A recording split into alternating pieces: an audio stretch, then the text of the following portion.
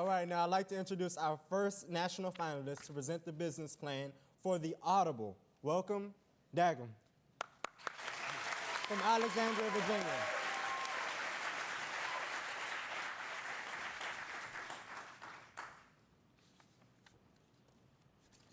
So how many of you watched the last Super Bowl? And then how many of you were the infamous Monday morning quarterback or went on Twitter or Facebook to talk about the last Super Bowl? Well, 24.1 million tweets were sent during the last Super Bowl. In this day and age, sports fans are always on the web. From going to Bleacher Report and ESPN to get the latest sports news, to going to Facebook and Twitter to keep up with their social lives.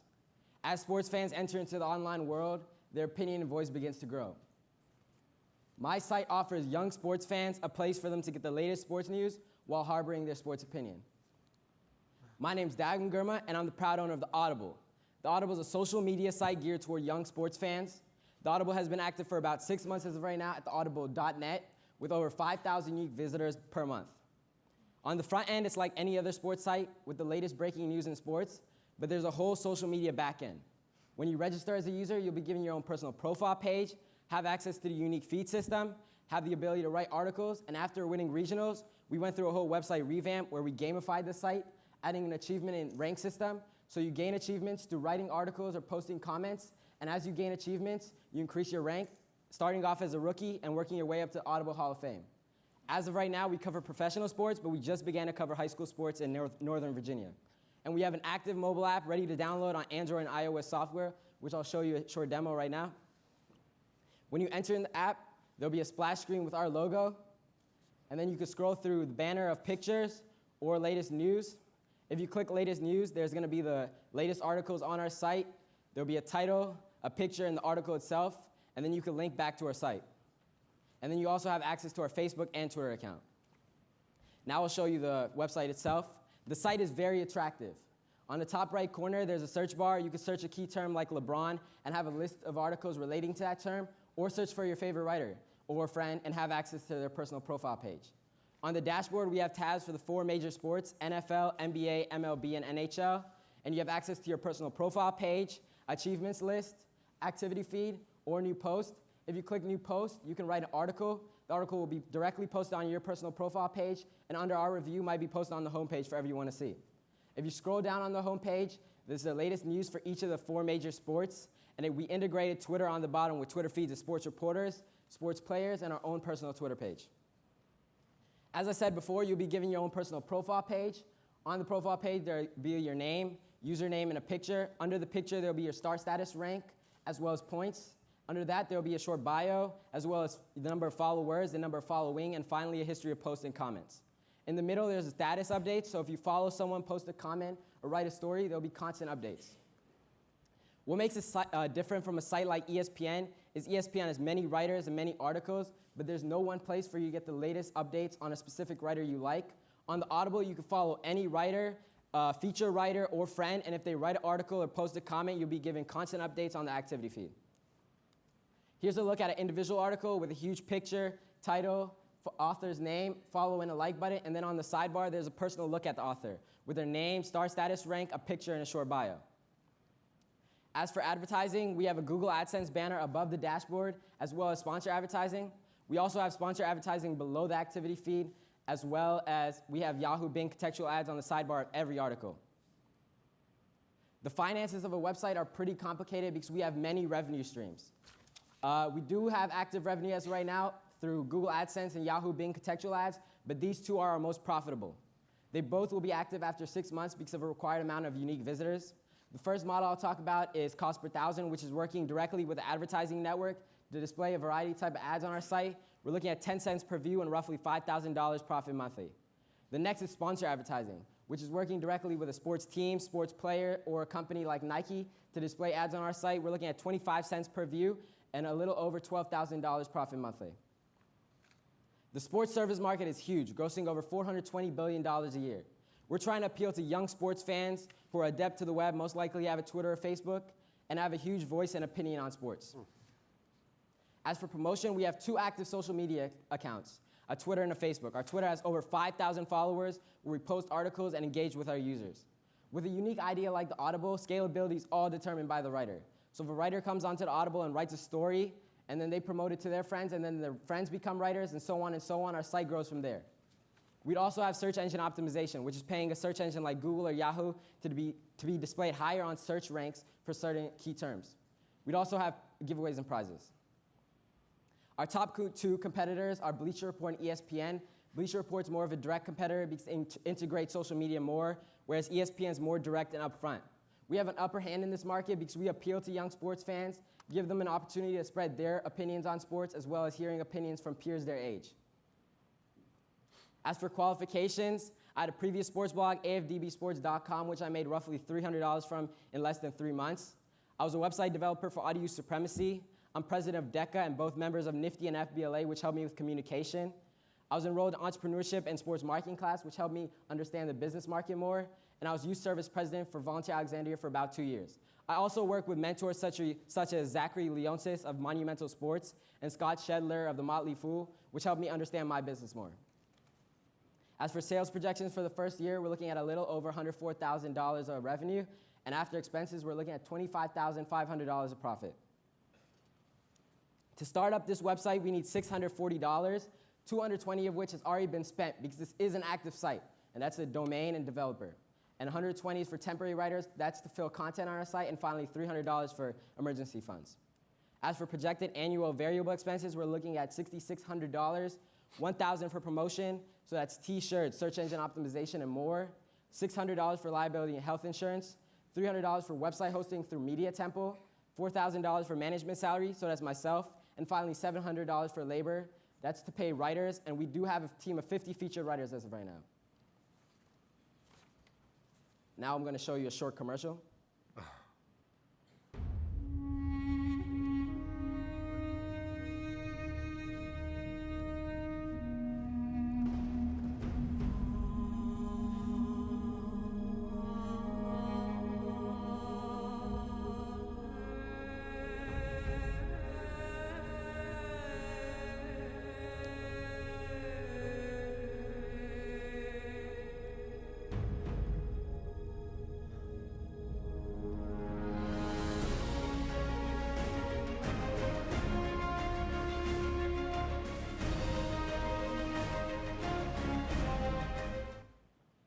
Thank you for listening. Hope you consider investing in the Audible. Remember, you are the Audible. Join the movement, join the Audible. Thank you.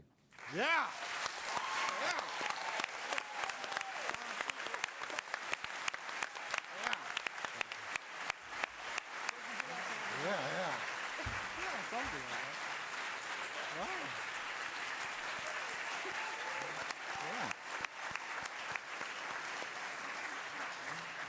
Dagim, that was awesome. That was awesome. All right, so this is the end of our first presentation. Judges, you have 6 minutes for question and answer, and your period begins now. Cool. Two questions. Yes. How big can your business be? And then two, like how big can it be and how big do you plan to make it? That's a serious question, not like, a gajillion dollars. And number two, so I just want to make sure I understand it. Do you pay the writers or the writers are coming on to the site and the platform and they're collecting an audience and creating fans for themselves? How, just explain that to me. I got lost on that. Okay, thank you. Thank you for the questions. Okay, for the first question, I feel like we can get as big as we want. With high school sports, which is our future, we are contacting journalism departments in each school, and they cover all the articles, so they provide us with content, we just provide the platform. So we could just bring on a whole bunch of schools as well as writers, and I think the site can grow from there. And for the other question, as of paying writers, as of right now, we do not pay writers because these are featured writers, and they feel as if this is I provide them an opportunity to spread their opinions on sports, and this is a great way to put on your applications.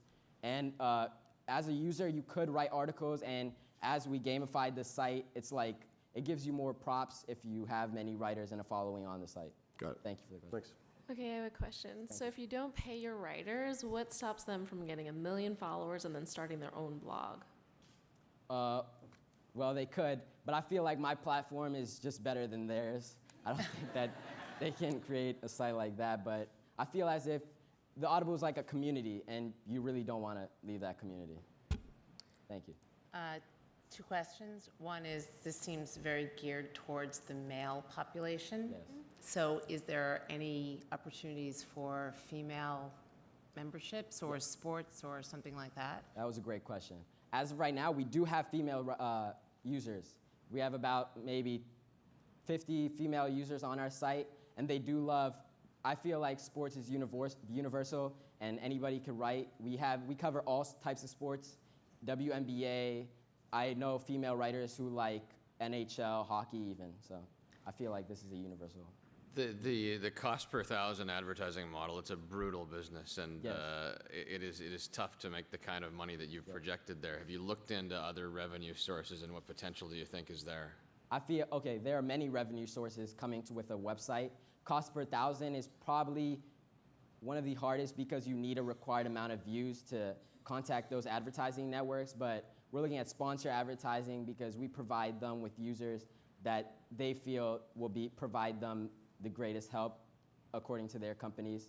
And then we still do have Google AdSense, which won't make as much money as those two that I showed, but as of right now, we do use those. Thank you for the question. Help me understand a bit more your target audience. You started certainly with the premise of the Super Bowl, the large national audience, and then you finished with the high school example where there's a big draw and a big need. Tell me a little bit more about how you see treating those audiences. Well, we're targeting youth, so 14 to 25 who enjoy sports, like to talk about sports. We're really targeting that young audience because we feel as if no other site targets that audience fully and allows them to spread their opinions. So this is high school writers writing to high school readers. So with a local feel or national feel? National feel, as of right now. So, okay, I have another question. Yeah. How do you protect your content? Okay, so when you write on TheAudible, there is a terms and conditions, and we put all that into the terms and conditions which you agree to when you enter the site. Right, so when someone copy and pastes your article and it ends up on, let's say, ESPN.com, what do you do then? Oh, contact the lawyer and then get You might want to reevaluate your budget. yeah. Why are you going to pay yourself only $4,000? Well, I'm not that greedy, but Wait, hang on a second. Hang on. You're the CEO of a startup, Yeah. and you're the owner of a company. You're not doing this for yeah, charity. that's true.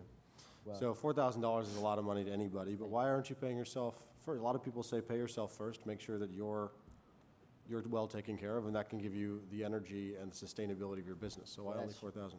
thank you for the question. Well, as of right now, I do live in my parents' house, and Okay. expenses aren't that much. That's a good answer. So I feel as if 4,000 can handle a lot. So your parents can charge you rent, is what you're saying. I'm gonna ask the opposite question. If you've got $5,000 to start this business, why pay 4,000 of it to yourself? Why not put it all into content and development? Yeah, well, personally, I would. As of right now, our revenue is streaming back to the business because we want to build content on our site and gain our promotion, name, and marketing value. So, I have a question. How do you maintain quality control? If anybody on your site can just write whatever they want, A, is it going to be too congested? B, what if there's someone that's not appropriate? Who's doing the checks and balances of the writers? thank you. That's actually a great question. We do have moderators as of right now. I'm the moderator, but we do have 5 more moderators. We go through each content that's getting submitted. So if you click new post, write your article, and submit it, we go through it and look at it. All featured writers write great articles, nothing harmful. And then users that write articles, it goes through moderators before getting posted. Thank you.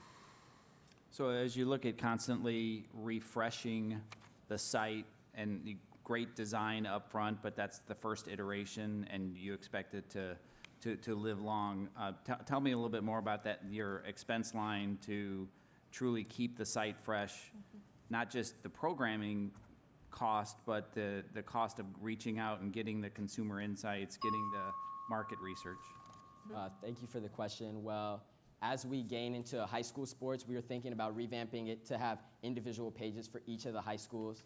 And as for revamping the site, it would just be more, just add content, create the site so that the site can handle more content and have different sections such as high schools and expand from there.